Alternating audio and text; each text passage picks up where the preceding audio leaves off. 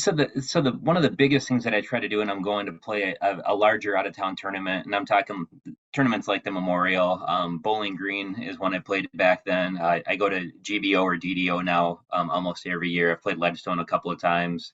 A couple of weeks ago, I went down to Peoria and played Masters.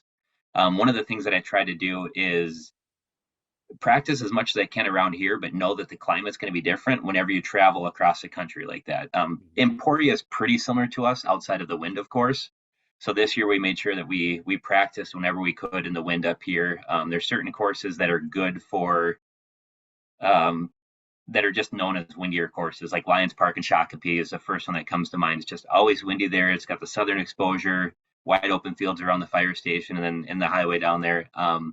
So you're trying to practice the elements that we may not be used to up here in Minnesota. So back in the day, what I started doing is truly like I kind of joking about it, but started playing with better people like Anthony. Started joining leagues and using that as an avenue to become more comfortable in my game.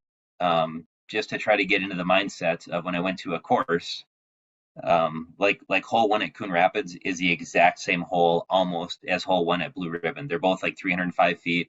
Blue Ribbon is up maybe a couple feet. Coon Rapids is down maybe a couple feet.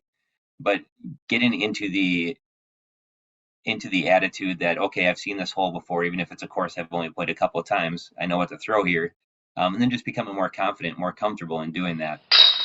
So I do the same thing when I play some of these bigger out of town events. You don't always have a lot of time to go down there and practice the courses, but looking at the course, doing the review online. Back in the day, it was always disc golf course review, DG course review. You go on there and look at the layouts. You look at the pictures. You look at the holes. I'd even go to Google Earth. This last couple of weeks down at Masters in Ledgestone, one of the courses we played was brand new, and it was like a 9 or 12 hole course 3 weeks before the tournament. So we had no way to look at the layout other than what was planned. But we went to Google Earth and just looked at it and realized that the course is very similar to Lions Park and Shakopee. So knowing what kind of shots you have to throw at Lions Park and Shakopee helped myself plan for that event, knowing that I was probably 2 days short to what I wanted to have for preparation. So you just go to similar courses and try to practice those shots.